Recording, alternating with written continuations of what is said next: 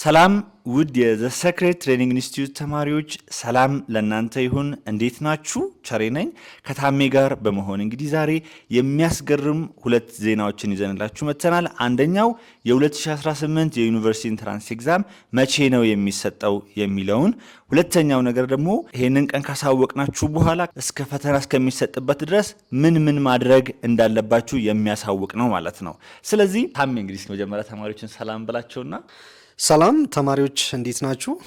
በመግቢያ ላይ እንዳሳወቅኩት የዛሬው ዜናችን የሚሆነው የ2018 ዩኒቨርሲቲ ኢንትራንስ ኤግዛም መቼ ይሰጣል የሚለው ነው።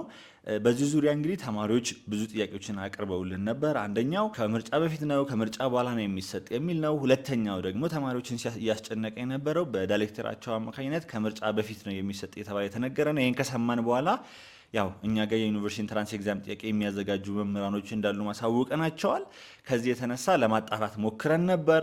ምንድነው ያለው አዲስ ነገር? በፊት መጀመሪያ ላይ ሰኔ ላይ እንደሚሰጥ ነው የሚታወቀው። ነገር ግን አሁን ላይ ያለው አዲስ ነገር ምንድነው? ለተማሪዎች ያጣራ ነው ነገር እስኪ በደንብ አብራራላቸው። በድጋሚ እንዴት ናችሁ ተማሪዎች? እንግዲህ ከብዙ ተማሪዎች ጥያቄ ነበረ በፈተና በኢንትራንስ ኤግዛም ቀን ዙሪያ መቼ ነው በሚለው ማለት ነው። እንግዲህ እኛም ቸሬም እንደነገራችሁ ብዙ ኢንትራንስን የሚያወጡ መምህራኖች በዙሪያችን አሉ፣ እኛ ጋር አብረው የሚሰሩ እነሱን በመጠቀም በትምህርት ሚኒስቴር ዙሪያ በጣም ቅርብ ከሆኑ ምንጮች ይህንን ነገር ለማጣራት ሞክረናል። አጣርተንም እንግዲህ ያገኘነው ነገር ምንድን ነው? ያው እንደሚታወቀው መስከረም ላይ ትምህርት ሚኒስቴር የዚህን ዓመት እቅድ ሲያወጣ ግንቦት 22 አካባቢ ነበረ ፈተና እንደሚሰጥ የወጣው። ነገር ግን አሁን ላይ ያ ቀን ኦፊሻሊ ባይቀየርም ግን በውስጥ ላይ የተያዘ ቀን እንዳለ ለማረጋገጥ ችለናል። ይሄም ቀን ደግሞ ከምርጫ በፊት እንደሆነ ማለት ነው።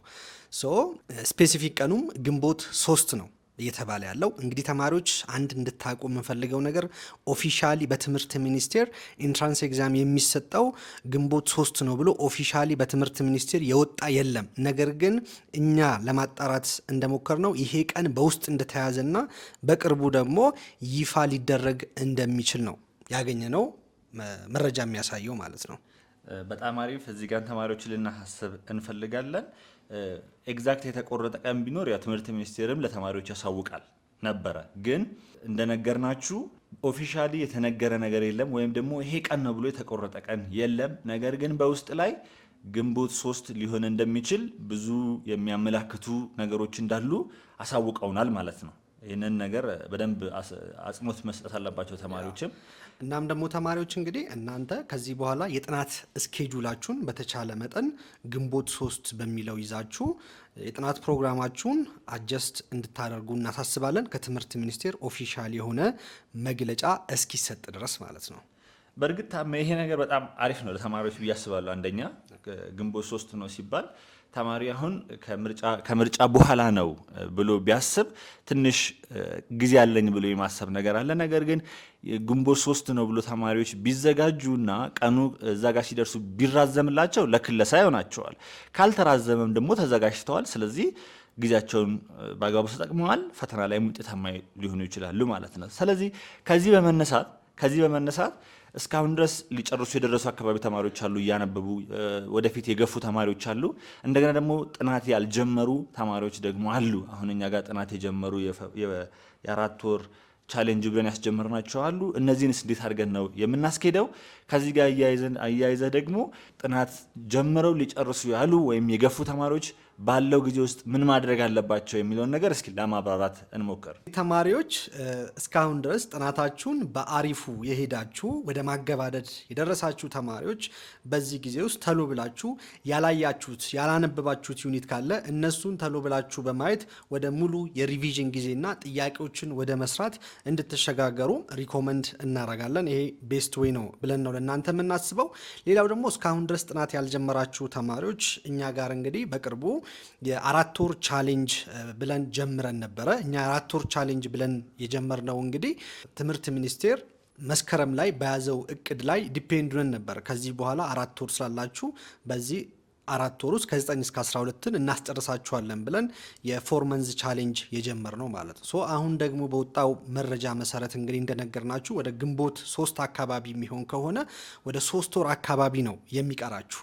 ስለዚህ ያንን የ4 ወር ቻሌንጁን ወደ 3 ወር ወይ ደግሞ 3 መንዝ ቻሌንጅ ብለን አጀስት አድርገን ከ9 እስከ 12 ያለውን በ3 ወር ውስጥ የምትጨርሱበትን ፕሮግራም አጀስት ወደ ማድረግ እንገባለን ማለት ነው። ስለዚህ እስካሁን ጥናት ያልጀመራችሁ ተማሪዎች ካላችሁ እኛ ጋር ጆይን አድርጋችሁ ከዚህ በፊት ባወጣነው ማስታወቂያ መሰረት በመመዝገብ በዚህ 3 ወር ውስጥ ለኢንትራንስ ኤግዛም በበቂ ሁኔታ እንድትዘጋጁ እናሳስባለን ማለት ነው። እዚህ ጋር እንግዲህ በ3 ወር ውስጥ እንዴት ሊያልቅ ይችላል ልትሉ ትችላላችሁ።